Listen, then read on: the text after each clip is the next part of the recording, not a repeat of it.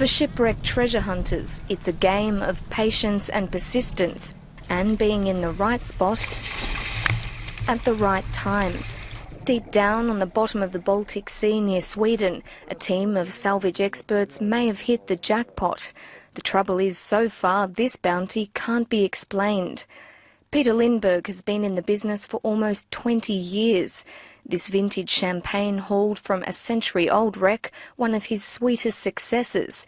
Until, that is, the commercial diver stumbled upon an incredible find. We had been out for 9 days and, well, we were quite tired and we were on our way home, but we made a final run with the sonar fish. And suddenly this thing turned up, and well, my first reaction was to tell the guys that, hey, we have a UFO here on the bottom. Sonar readings show it's about 60 metres across, or the size of a jumbo jet, and it's not on its own down there. The Ocean Explorer team also found another smaller disc-shaped object nearby. Both show a rigid tail or drag marks more than 400 metres long. Their size and distinctive shape are generating some peculiar theories. Could this be the Star Wars Millennium Falcon, a plug to an inner world, or a marine version of Stonehenge? There has been discussions about Russian warships that were around, that they built in the end of the 1800s, but they are smaller, only about 30 meters across, and they weren't in the Baltic as well. Of course it can be something else from a ship or wreck, but still it's quite big.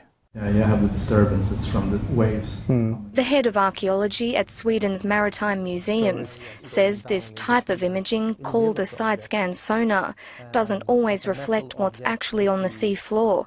Varying temperature and wave conditions can result in anomalies on the images. But the intriguing dimensions of this picture are capturing his attention. It's definitely something, at least.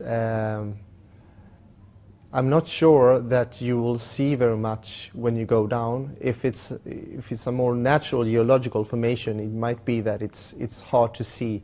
The sediments in the area are very loose. The side-scan sonar tool sometimes goes down a little bit in soft sediments, but I'm excited. It's going to be interesting to see what it is.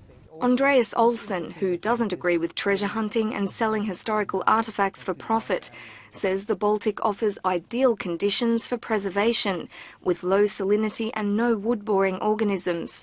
It's helped protect many of Sweden's prized wrecks, including the 17th century warship Vasa. It was brought to the surface with its hull almost intact more than 50 years ago and is now housed in its own museum in Stockholm. Right now we know about approximately about 20,000 objects, mostly shipwrecks in the Baltic Sea, a total. But I think we have at least 100,000. There's a lot of areas we haven't really seen anything, and many shipwrecks are also hidden under the seabed. So it's for an archaeologist, I think the Baltic Sea is like a shipwreck laboratory, the best in the world. One glittering rival is the North Atlantic, where a top salvage company has struck gold, or silver to be exact, twice. Odyssey Marine recently found 2 wartime shipwrecks off the coast of Ireland. On board could be hundreds of tons of silver. The American team, just like the Swedish crew, are waiting for calmer waters beginning in May to see if their discoveries will be all that they imagined. Peter Lindberg is even preparing a submarine for tourists and private investors for a closer look at what really lies beneath. Brooke Bowman, CNN, London.